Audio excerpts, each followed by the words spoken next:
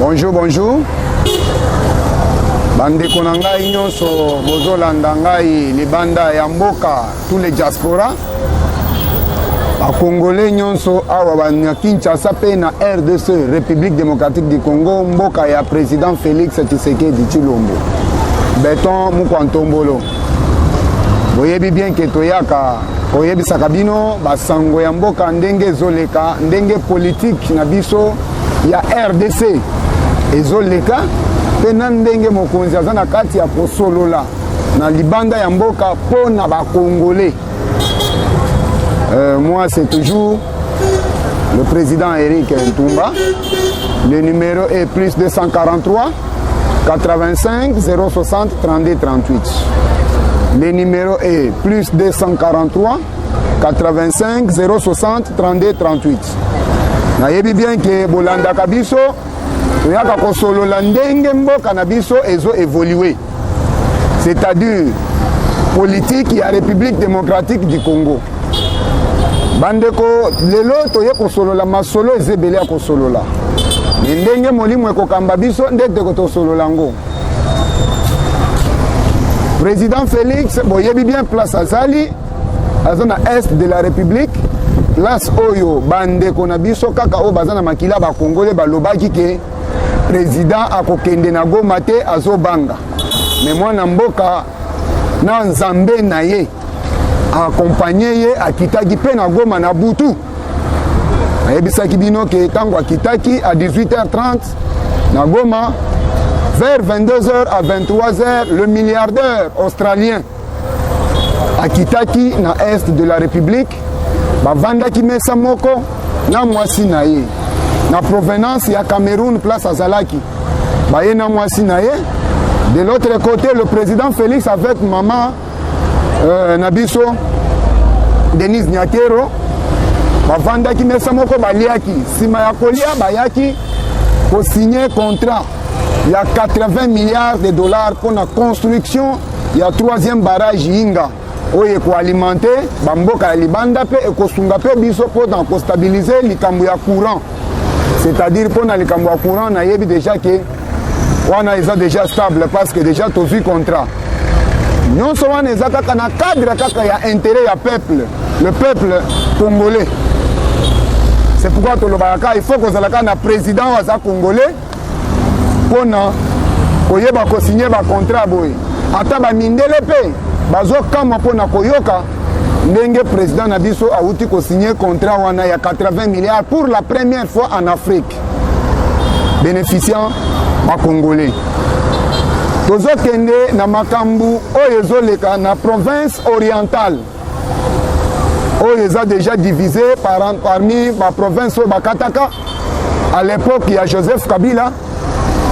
Province orientale plus précisément na Haut-Ouélé yango nazo bosana te kopesa le gouverneur Christophe Nanga nazo peso bonjour na musala malamu ozo sala kuna il faut zala kaka wana po sala biloko ozo sala wana le Christophe Nanga le gouverneur ya Haut-Ouélé na pesio mbote mingi sala pe musala ka ndengo ozo sala wana na moni ozo na vision chef de l'état mutu moko ta kosimba yo ndenge oza wana oza déjà mwana mboka ndenge oza wana déjà oza na vision ya chef de l'état mais makambo moko elekaka na province na yo na tango yo ozalaki te yango nazo senga chef de l'état ameka koede bato oyo baza kuna na province orientale.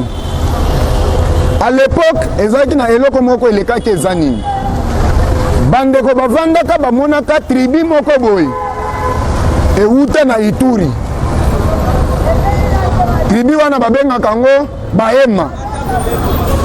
Bauta na Ituri, balobaka Kinyarwanda. Bayaka ko s'installer na Haut-Uele. Bandeko wana bayaka, bandeko ya Bahema bauta kande Ituri bayaka kokoma na Haut-Uele na kombo ya Bahema. Bandeko wana babenga bango Bahema. Bakenda ko s'installer na Haut-Uele. Me balobaka na munoko na bango Kinyarwanda. Me bandeko oyo bazaka na Haut-Uele jusqu'alors ba mitunaka bato oyo bautaka wapi pona koya ko s'installer na Haut-Uele. Bandeko wana bazo benga bango na Rwanda kuna bazaka na kombo na bango babengaka bango na Rwanda Banyakore ou bien Bambororo. Bandeko wana bakenda ko s'installer na Haut-Uele.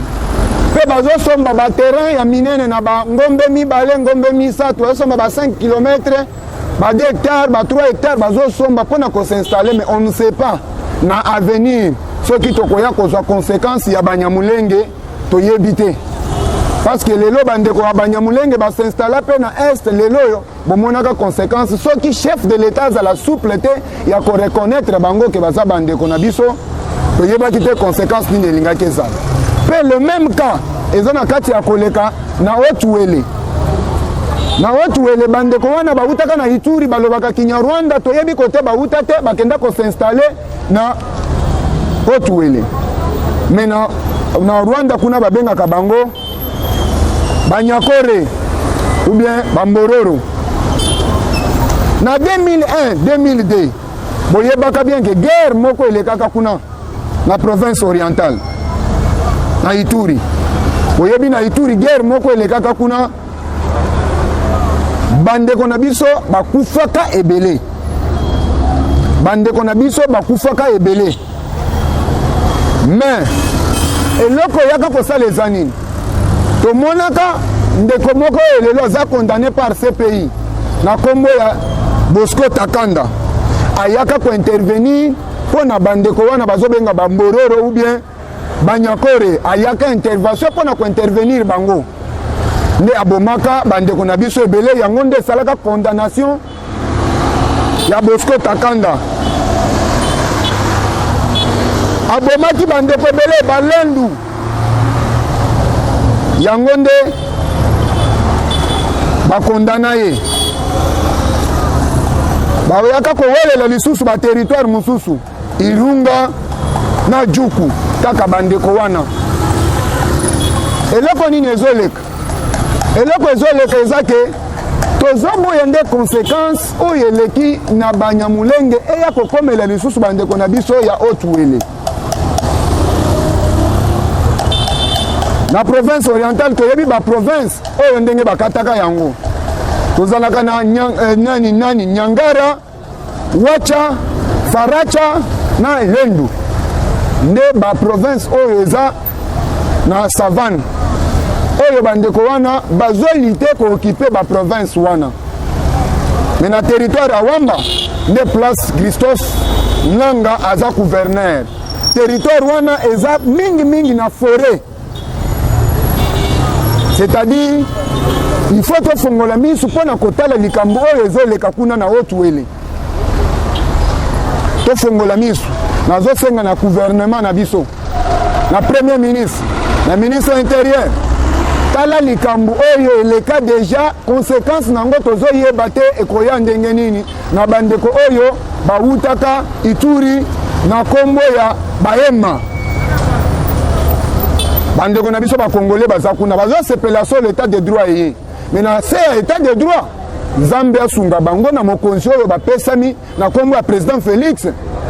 Ameka kopesa bango solution ya Bahema oyo bakitaka na Haut-Uele na province orientale. Lelo tozolobela makambo wana na ndenge toloba boy. Mais toyebi te après ça va passer comment?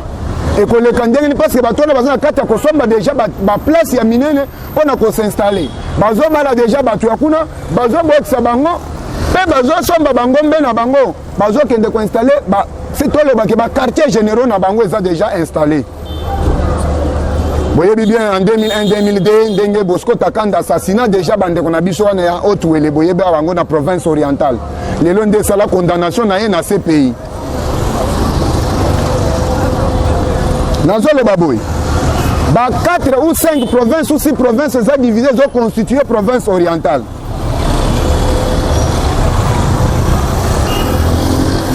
Ndibandi Kolde eza société moko eza na Haut-Ouele soki Ndibandi Kolde société wana ezonyokola bakongolais oyo bazovanda na Haut-Ouele président Fongola Misu ministre ya économie na ministre ya industrie tinga batu na yo bakende kotala société oyo bazobenga soki Ndibandi Kolde na Haut-Ouele na province orientale l'ancienne province orientale. Merci beaucoup. Wana ezalaki makambo tozolobela bandeko na biso bazaki na est bino pe soki bozana ba information mosusu bandeko ya Haut-Ouele topesa bino déjà ba numéro na biso bobengaka biso mpona koyebisa biso makambo ezoleka kuna tozo soutenir pe bozala pe nsima ya gouverneur na bino Christophe Nanga po aza visionnaire tozomona déjà mosala azosala gouvernement central tozolobela yango boye po aide pe bino na cadre ya makambo wana pe mpona kopesa bino solution na makambo ezoya wana Ndibandi Kolde tika konyokola bana mboka le président Félix est venu eza mpona intérêt ya bana mboka aye mpona intérêt na bino te mpo bonyokolaka bango ndenge bozonyokola wana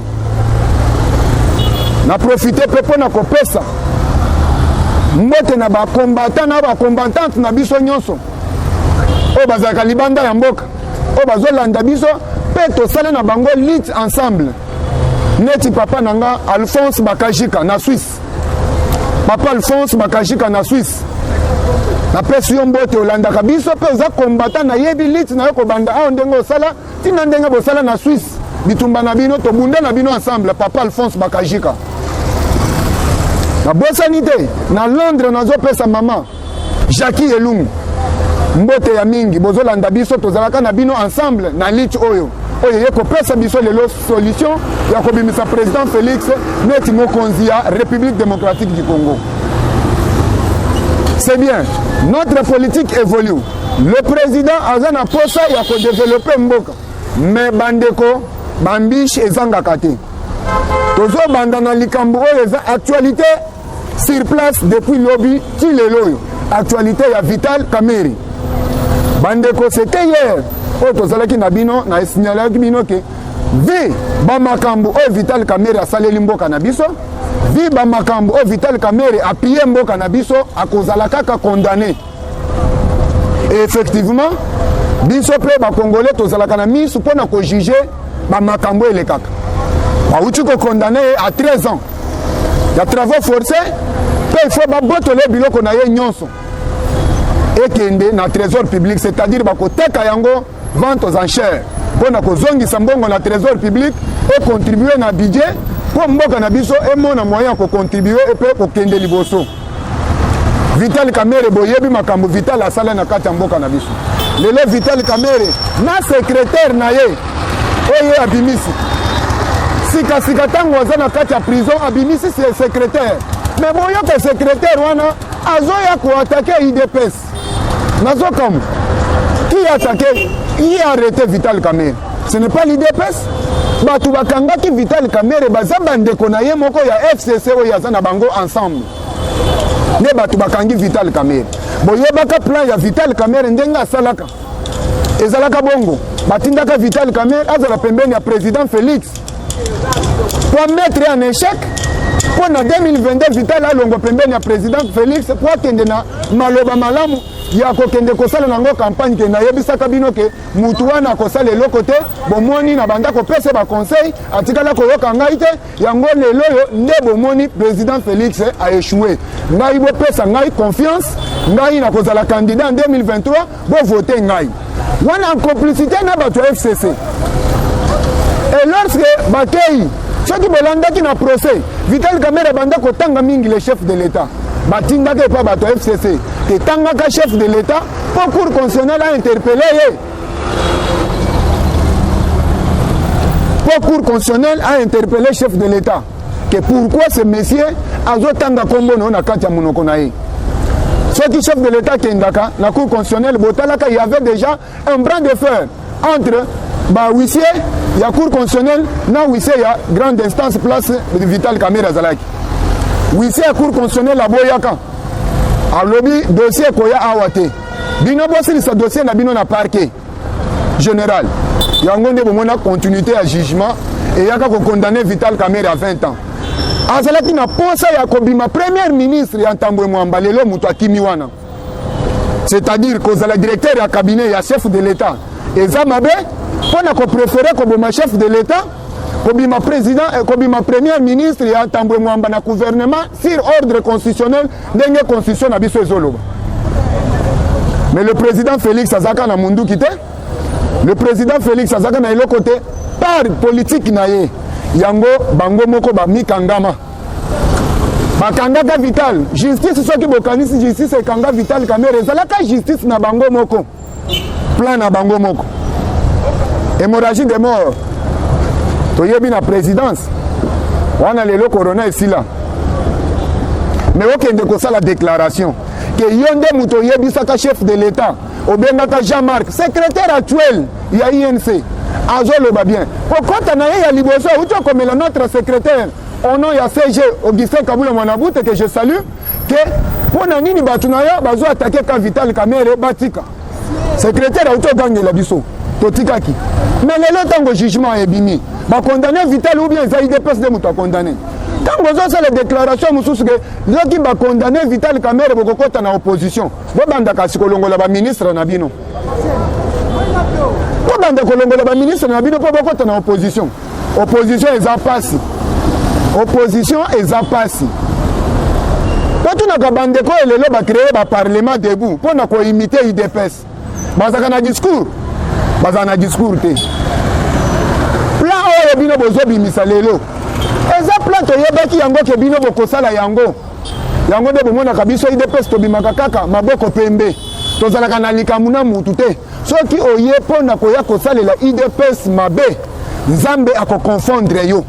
Oyebi côté IDPS a outate, oyebi lit IDPS a salate pendant 37 ans. Combien de batu bakufa? Minimum ya batu wana elinga ka trahison te. Soki okoya pembeni ya IDPS pona ko trahir, yeba ke minimum ya batu na so bakufa ka. Minimum ya ba Floribert Chebe. Minimum ya ba Fidel Bazan. Minimum ya ba Rossi Kalombo. Rossi Mukenyi. Minimum ya batu nyonso oyo bakufa ka na permanence. Ezalaka permanent. Lorsque vous venez à côté de l'IDPS pour trahir, l'esprit là va se réveiller pour ne contredire bino pe ko contregaler bino. Yango bozo mon. Kotala kango kandenge bo sala wana te.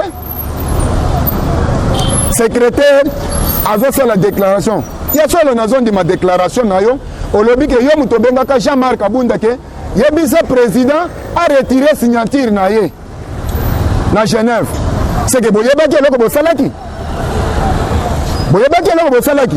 Parce que yo olobi bien que ozalaki bien informé na makambo elingaki eleka na Genève. C'est-à-dire bobongisaki déjà plan na bino ke Vital akende kozala pembeni ya président Félix pour na mikolo koya et kosalema ndenge esalemi boye. Ba plan nyonso na mai. Échoué. Échec. Le président est en avant. Adana kati ya continuer yefeka liboso. Bino soki bozoya na makanisi mabe bokozwa ye te bokokoka ye pe te nsima na ye eza na Congo mobimba ya population. Nsima na ye c'est le peuple congolais. Lorsque vous allez vous organiser pour na kosala plan moko songolo bokozala plan wana wapi na mapata na se mai po wana nde place bato bazalaka te. Place bino bokovanda kaka neti na mabele ya bakoko ya bakongolais ya Fumukimbangu, neti na mabele ya Fumukimbangu, neti na mabele ya mon président à moi oyo tika histoire Joseph Kasavubu bokosimba te pe kotikala kosimba te au moins botikala kosala complicité na bino be complot na bino na mapata ou bien na se ya mai. Mais lokola besoin ya tamabele ya Kimbangu, lokola besoin ya tamabele ya Kasavubu lelo bokomo dédaigner plan nyonso bokosala et kosimba te po mabele oyo ya Fumukimbangu mabele ya Kasavubu emela ba combattant ya IDPS. Derrière chaque chose, ezalaka na esprit nango. Derrière chaque chose, ezalaka na esprit nango. Vous pouvez faire votre complicité. ke bosala boye mais suka ekoyaka kobima yango ebimiti mozolinga kolakisa UDPS ber tango Vital Kamerhe yaki na vision ya mabe pembeni ya chef de l'État tango Vital Kamerhe yaki na esprit na ye ya kotika la président ou soit premier ministre à Tambo Mwamba le chef de l'État ne le savait pas mais lelo c'est entre bino moko bozo se dévoiler bas secret. J'ai entendu un jour il y a un général ozo c'est la déclaration que Mumwache ende ana na masiku ya mingi wana nani président Félix oh nazo kama na basoda bazalaki manipuler mais lelo grâce ya charge muko antombole Félix amema na mapeka pona kondimela ba oyo nyonso ba sacrifier mboka liboso na ye ke charge wana kwa na maboko na ye nde bolongi azanango tozokende na Sénat makambo ya soni tosalaki déclaration lobi nasengaki ye papa Bati Lukwebo nalobaka na deux langues nationales nalobaka na Swahili njoo kukulomba saa ufanye kazi yako vile batu bakakutuma mu Sénat mais na unatupatia haya opesi biso soni complicité tout ça ekozalaka dévoiler tozoyeba peuple eza na kati ya kose mobiliser sikoyo mpona makambo bino bosali lobi un voleur lokola bozalaki na ye yo premier ministre yo ministre ya économie boyebi makambo bosalaki yango nde okati signal ya RTNC mpona kokenda wiklo mpona kokende kozongisa immunité ya Matata Ponyo déjà ezalaki peuple congolais batelemi babanda kozela déjà ke mutu wana justice ayamba ye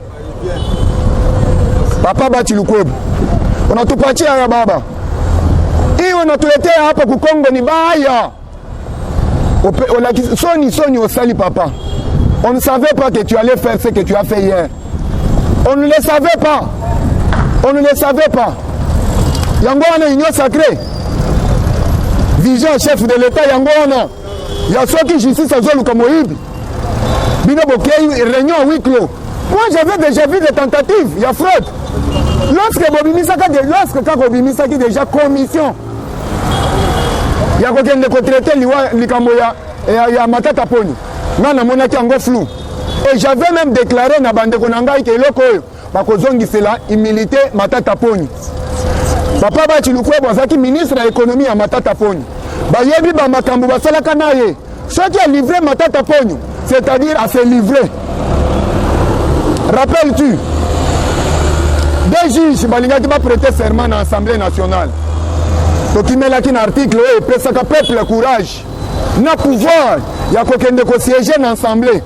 Aujourd'hui nous sommes les parlementaires debout et vous êtes les parlementaires assis. Même en justice il y a les magistrats assis et les magistrats debout mais tous baza ba agent ya l'État biso pe ndenge toza boye na constitution oyo bino bosalaki bopesaka biso pe pouvoir ya ke logi bino soki boza te biso tokoya koremplacer lokola bino bosali eloko bosali nous sommes en train de nous mobiliser nous allons vous répondre na baacte bino bosali na Sénat nazozongela mpona kopesa ndeko na ngai Steve Mbikai raison dès demain notre cher Steve Mbikai commencez déjà à récolter ma pétition pour na kolongola pe ko effacer kombo ya Sénat institution moko boy il y a 100 quelques de personnes mais si on veut citer les montants il y a bambongo ezokende et ça la kaposa kolela et pesa kaposa ya kolela maintenant le silité comme on nous avait laissé liloba moko et pas un Thomas Tshisekedi il le savait prenez-vous en charge et ça la constitution c'est le peuple. Nous allons venir, vous allez nous accueillir comme on l'avait fait avec le président. Lors il y a prestation serment, il y a des juges. Oh les Zoé Kabila a fait le recours. Il y a conseil de cours constitutionnel en 4 dossiers naïe, il y a gouvernement naïe, na gouvernorat naïe à Tanganyika. Deux choses contraires. Vous avez refusé. Il y a qu'on validé ma magistrat, il y a cour constitutionnel, ma juge à cour constitutionnelle et les lois, ma juge ou un peuple à Lati Kazaka. Pour ne siéger, qu'on presse un mandat et pas ma juge ou un oye kozonge la peuple pour ne fondre. Ça sera notre occasion, on va trancher. Peuple est souverain.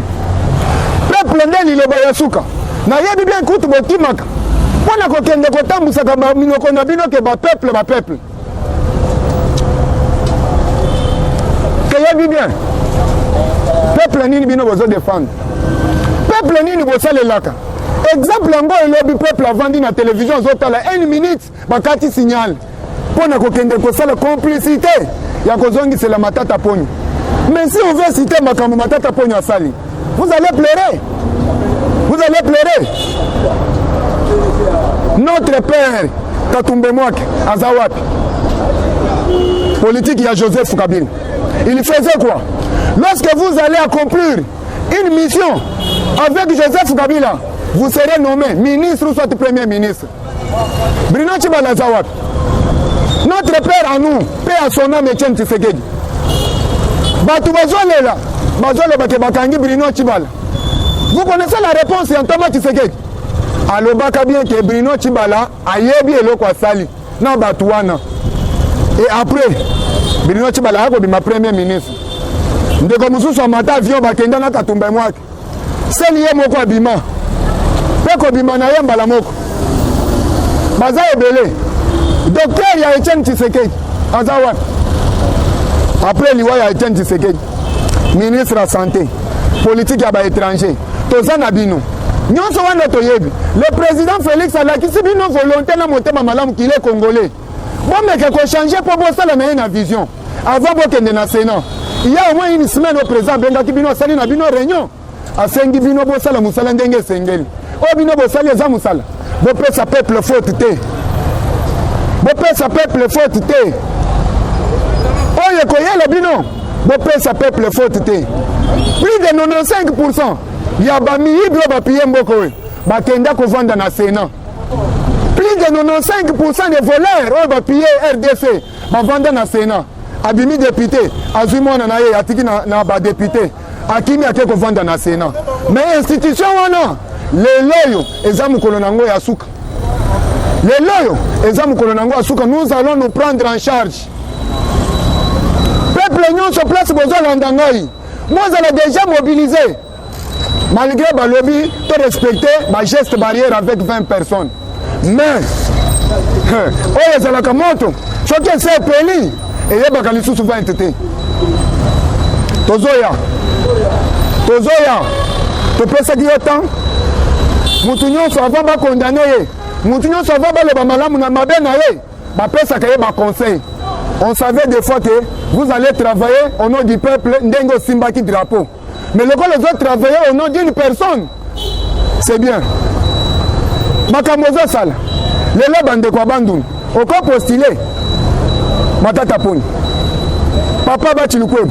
Oko postulé pe na présidence de la République na bandun ba voter yo. Makambu matata poni asali. Ezalaki na intérêt ya bato bandun. Mais matata poni asala yango te. Boyeba kaka ke ezalaka projet ya Bukangalonzo. Eza projet ka ya Bukangalonzo te. Ba pesa ka plus de 45 millions de dollars na matata poni atonga barrage na bandundu.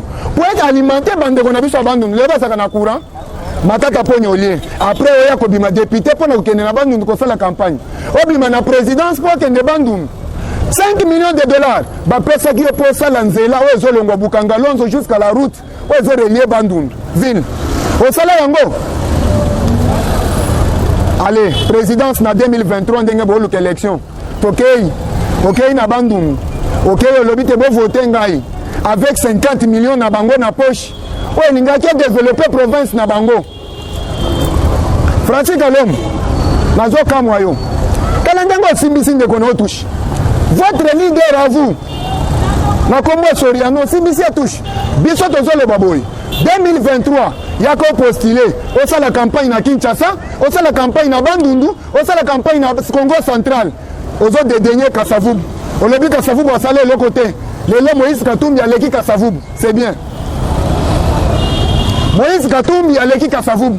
Pour Nambongo, oyo pesa bino ba John Biden na ba Washington. Lelo Olivier Kamitatu. Histoire ozana ngona kati ya mboka na biso. Na kati ya Assemblée nationale. Ba photo na ye ezali. Ozana histoire malamu. Classe otanga ebele, mais oza pembeni ya Moïse Katumbi ozo sala nini? Niveau classe naona niveau Moïse Katumbi ezandenge moko. John Biden, Washington. Ozomona ndenge oza kitisa carrière na bino. Lelo bakomo l'action na Varese Amazemi. Kalate ozozwa barrage numéro 8 okobeta na Mazembe. Toyebi bien que oza politicien. Osala 9 ans na gouvernorat ya Katanga. Pesa biso compte rendu ya 9 ans na gouvernorat Katanga. Soko pesi biso ya biso loko sali na Katanga na 20 na 9 ans nde tokoyeba. Salela biso bilanga. Po zo sala ngona mabele na biso ba Congolais. Outai ko kanga photo olakisi ozo sala bilanga loso. Tokolia ngo tokosomba ngo na mbongo na biso po toyebi ko za commerçant. Eleko ebimi na mabele na biso. Biso nde tokosomba yo tekela biso. Zongisa Mazembe ndenge ezalaki. Wana makambo toyebeli yo. Mais na politique bosana. Ba journaliste oyo bokei ko sala bosali documentaire ono ya Katumbi. Bolobi bien que biso kaka Katumbi. Mais il fallait qu'il soit associé à l'image. Au Katumbi Azolobeke, il est de père juif grec. Son père n'était pas raciste. Il est venu au Congo. Vous avez